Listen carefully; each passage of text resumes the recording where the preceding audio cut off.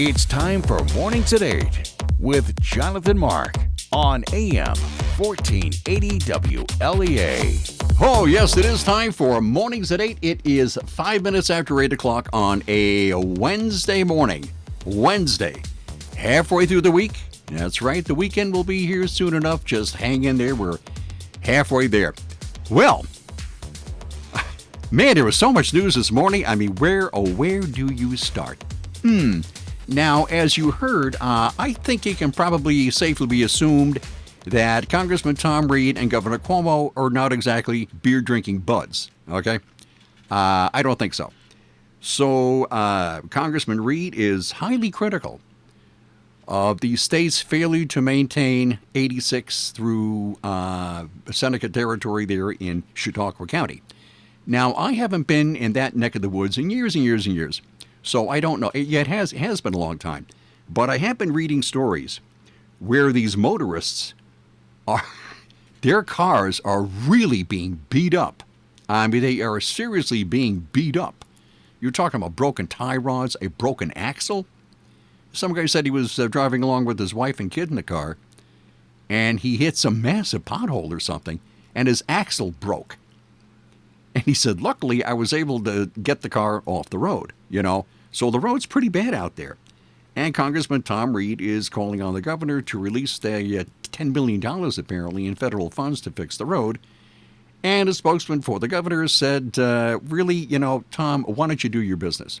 Just do your job, represent your constituents, and everybody will be happy. And I'm thinking, well, let me see. He's a congressman. He represents us. There's the road. Yeah, I think he is doing his job.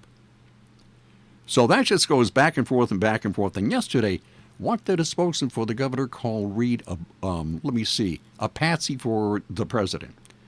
And then Reed called the governor a bully, and it goes back and forth and back and forth. As you heard in that story by that Brian just had, it's kind of nasty. We'll see how that goes. Should be very interesting. And also, another story out of Albany. This is certainly worth a couple of minutes here. Governor Cuomo has signed legislation requiring industrial development agencies to live stream and post recordings of all open meetings and public hearings. The governor signed the legislation yesterday. They have to live stream in real time and post video recordings of all open meetings and public hearings. The video recordings must be posted online within 5 business days of the meeting or hearing and remain available for at least 5 years. And this is a quote by the governor. Industrial development agencies are tasked with revitalizing communities and fostering economic growth at the local level. But most New Yorkers don't have time to attend meetings and participate in the process, he said. This new measure will help foster civic engagement and get more residents involved in the meetings and hearings that will ultimately have a huge impact on the future of their communities. Senator Todd Kaminsky, it doesn't say where he's from. Nope. And Senator Kaminsky said, IDAs make critical decisions that can have profound effects on the communities they serve. True. Like any similar governmental body, the public should be engaged in their decision-making, and this law will easily enable that to happen. I am grateful to the governor for signing this law that will help shine light into the world of IDA tax breaks. Now, that's how business is done. You give a little, and then you take a little. And you give here, and you take there, and eventually a compromise is reached, and everybody's happy. And by the way, a lot of local people are working, okay? That's how business is done. And speaking on a personal level,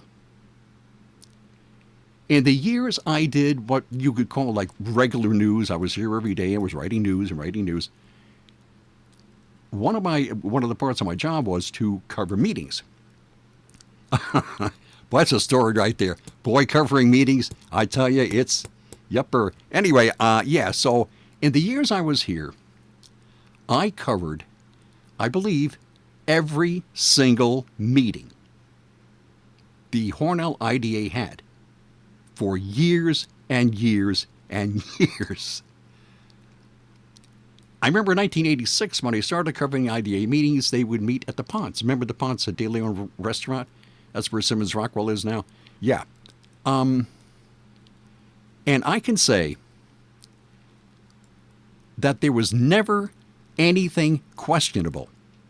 There was never anything fishy or sketchy or shady or underhanded or anything ever that happened at any of those meetings ever. Period. That's it. Never, ever, ever. Everything was out in the open. Everything was above board. They had an agenda. I suppose they still do. I haven't covered an IDA meeting in a while. But there would be an agenda, and they cover point 1, 2, 3, 4, 5, 6, 7, 8. And they go right down the thing. And it was all an open discussion. No one ever tried to hide anything. And I can say that the people who have worked on the IDA for all these years are really hardworking people who genuinely care about the area. And they do their darndest to try to bring in whatever they can to help the area. And this, by Governor Cuomo, nice a guy as he is, I'm sure, the implication is that there's something going on at these, not just in Hornell. As a matter of fact, I did a little background here. There are 109 IDAs in New York State, 109. Hornell is one of them. So there are 109. And the implication being that, what's the implication? That there's something shady going on or something? Man, I really don't get that. Because I can speak from experience. Maybe I'm not the brightest bulb in the chandelier, but I kind of know what I'm doing, and I always did. And, you know, I would arrive early. I'm always early. Wherever I am, I'm always early. I don't know about that. But anyway, so I would arrive early, and then I'd stay late. And whatever questions I asked were always answered fairly, honestly, openly, with nothing, well, I can't really talk about that. Nothing like that ever. And I mean ever. And another thing, how many people in Hornell, or the Hornell area, are working at one of the businesses that the IDA has brought in? Probably a lot. And so the IDA is vital. And as I said, it's been my experience that there was never anything, like, you know, kind of pick up vibes. Maybe there's something going on here that we're not told. No, there isn't. There never has been. I've waited a long time to say this. I really have. So I think the idea is a darn good idea, and it's run really well, and they work really hard trying to bring in these businesses. So this seems kind of, I really don't know about this thing from the governor here. And speaking of agencies and authorities and corporations, there are, just for example, there are 47 state authorities. 47 state authorities. Now, you probably heard of the Thruway Authority, right? You've heard of the Port Authority, yeah. Okay, that leaves 45 more. There are a lot of authorities. And in 2017, the latest year, if I can find any kind of figures at all, the 47 state authorities spent, get this, $34.82 billion. $34.82 billion. Do you know who runs these authorities? No. Do you know what goes on there? No. Right? Also, as of 2017, let me see, there are $160.4 billion of outstanding debts for the 47 state authorities. And for local authority, there are 531 local authorities, including 109 IDAs and 292 not-for-profit corporations created locally. And we know very, very little about what these things do. So I don't know. I hope if I could find somewhere on the web what these 47 state authorities do during their meetings. That'd be kind of interesting. Matter, as I said, who runs them? Where does the money go? At least in the Hornell area, we know what's going on. We know where the money goes. Part of it goes to you, right? If you're working for a business that the IDA brought in, you are benefiting. So why, as I said, I waited a long time to say this, and I finally have an opportunity. Yay, yippee. So there you go. So, in the years I've been here, the IDA, they have worked really hard. First is this business, and then that business, and you got to negotiate here and negotiate there, and try this and try that, and they try everything in order to get businesses here. So I say congratulations to the Hornell IDA. Now, as far as streaming these things in real time, and then they have to post video recordings of all open meetings, public hearings, and it has to remain online for 5 years. Now, I am not, I'm not a Luddite, okay, but I am kind of low tech, right? So I don't know exactly how you work that, but that's got to be $1 or $2 right there, I don't know. Anyway, so that's that one. And what else is going on? Wow, time's going fast here. Let me see. The controversy, where did I find this? Somewhere on Empire Report, New York. The controversy over proposed fees for new license plates is also drawing attention to the low wages paid to New York State prison inmates. Speaking to reporters yesterday, the governor said he would back a higher minimum wage for inmates who currently earn between 10 cents and $1.14 per hour for their work. Legislation that stalled in both houses of the Capitol this year would increase the minimum wage for inmates to $3 an hour. $3 an hour. Inmates in New York are among the nation's lowest paid. Gee, wow. Earning an average of 62 cents an hour, according to a 2017 study from the Prison Policy Initiative. Cuomo was asked about the issue as a result of a new policy his administration is implementing next year, which will require New Yorkers with license plates older than 10 years old to pay for replacements when they renew their vehicle registration. So, let me see.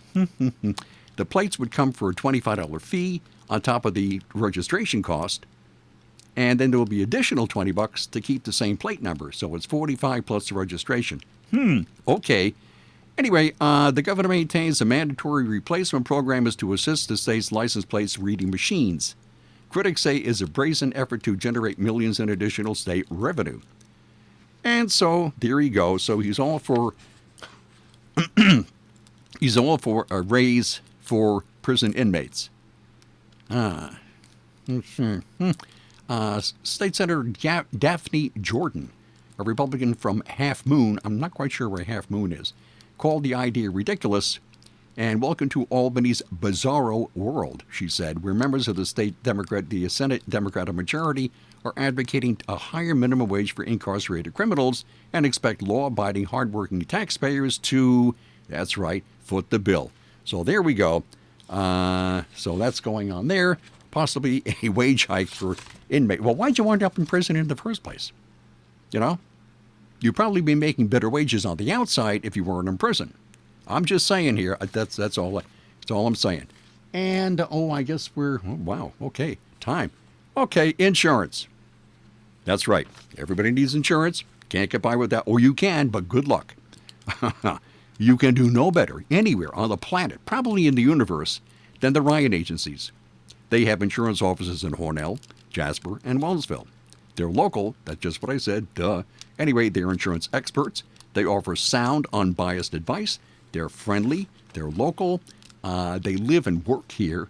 They annually support many of our local organizations. That's important, too. The Ryan Agency supports our local students and athletes. They appreciate dedication, teamwork, and hometown pride. And they give back, sponsoring many youth academic and sport activities. They are the Ryan Agencies. From the Fox Sports Studios in Los Angeles, here's Eddie Garcia. In Major League Baseball games of note, the A's beat the Royals 2-1, while the Rays were beaten up by the Astros 15-1. So Oakland moves into sole possession of that number 2 wildcard spot in the American League. They are one game up on Tampa Bay. The Indians had no trouble topping the Tigers 10-1. Cleveland remains a half game up on Oakland for the number 1 wildcard spot in the American League. The Cubs beat the Mets 5-2. Chicago remains in that second wildcard spot in the National League, while New York drops 3 games out of a wildcard spot. Phillies are 2 back of the Cubs for that second wildcard wildcard spot after losing to the Pirates 5-4. The Cardinals won their 6th in a row, beating the Brewers 6-3. St. Louis remains 3 up on Chicago for the top spot in the NL Central, while Milwaukee falls 3.5 games out of that last wildcard spot in the National League. Diamondbacks remain 4 out of a wildcard spot in the NL. They beat the Giants 3-2. The Dodgers, best record in baseball after they shut out the Pirates 9-0. And the Yankees have the best record in the American League. They blanked the Mariners 7-0. From the Fox Business Network, Purdue Pharma, the maker of OxyContin, and its owners, the Sackler family, have until Friday to update a federal judge in Cleveland on a settlement. The proposal to settle opioid cases is valued at between $10 and $12 billion and would include putting Purdue into bankruptcy and having the Sackler family surrender ownership of the company. Frontier Airlines will be adding service to Newark Liberty Airport in mid-November. It'll start with service between Newark and Las Vegas, Miami, Orlando, and San Juan, Puerto Rico, and then expand to other cities. Exercise equipment maker Peloton is preparing to go public. It has applied to list its stock on the NASDAQ.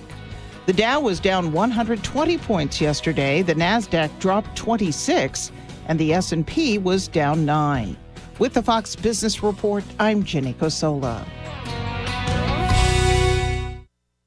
Prescription products require an online physician consultation and are only available if the physician determines a prescription is appropriate. See website for full details. Hey guys, good news. The expensive Little Blue pill is now generic, which means you can get the prescription medication to treat ED at affordable prices. And now get your first month supply for just $5 at 4hims.com/joy. Hims connects you with real doctors online who can prescribe the medication, and a pharmacy sends it right to your door. So easy. To get your first order for just $5, you need to go to 4hims.com/joy. That's FORHIMS.com/joy. Today at Simmons Rockwell Nissan in Horseheads and Hornell, New York, you'll find brand new 2019 Nissan all-wheel drive Rogue SV models equipped with heated power seat, 17-inch alloys, remote start, and motion-activated liftgate for only $23,999. Shop Simmons Rockwell Nissan in Horseheads or Hornell. Simmons-Rockwell.com. Okie doke, and we are back. Let me see here. Something good that might happen in Albany here. Legislation that would make school supplies tax exempt for 1 week each year, beginning the Tuesday before Labor Day, was introduced yesterday by New York State Senator Pam Helming. It doesn't say where Senator Helming is from. Anyway, the back-to-school sales tax holiday is intended to cut down costs for educators and families and also help local businesses. It would include traditional school supplies as well as computer hardware and software. She says, the number one concern I hear is the need to make New York more affordable for working families. I guess this bill also helps to accomplish this goal. It is my hope that this legislation will provide families and educators with an opportunity to purchase tax-free school supplies that are necessary to help our children learn, grow, and succeed, she said. Okay. So, a tax-free holiday for 1 week before Labor Day, assuming that this thing is passed. I think that's a pretty good idea. Yeah, school supplies. Man, years ago, school supplies you'd buy, let me see, a pen, maybe 2 pens, some crayons, or, okay, I was in high school, okay, we had crayons, pencil, maybe a little, like a pencil box with the sharpener on the end of it, and that was about it. I mean, that was school supplies back a gazillion years. And then, of course, a horn book, right? So years ago, it was pretty inexpensive. Now it's really expensive. So a tax-free thing, I think, could be a very, very good idea. All right. Scams. We have yet another scam. There's plenty of scams all the time, all over the place. This one I found on Fox Business. Email from the IRS. Watch out for this new scam. Don't be fooled. The IRS will never send you any unsolicited email or email you regarding the status of your tax refund. No emails. Officials this month warned taxpayers to watch out for yet a new scam after receiving reports about unsolicited emails from imposters claiming to represent the IRS. Some of the recent scam emails included subject lines like automatic income tax or electronic tax return reminder, officials said. They include links to websites, but they're not the IRS. be very, very, boy, if you click on something like that, you're just opening yourself up for all kinds of bad stuff. Wow. When a user clicks to access files purportedly to find their refund, electronic return, or tax account, they inadvertently download malware. So the scammers can then gain control of the computer or track every keystroke, find your passwords and other sensitive data, officials warned. IRS Commissioner Chuck Rettig said the IRS does not send emails about your tax refund or sensitive financial information. This latest scam is yet another reminder that scams are a year-round business for thieves. We urge you to be on guard at all times. So there you have it. What else did he say?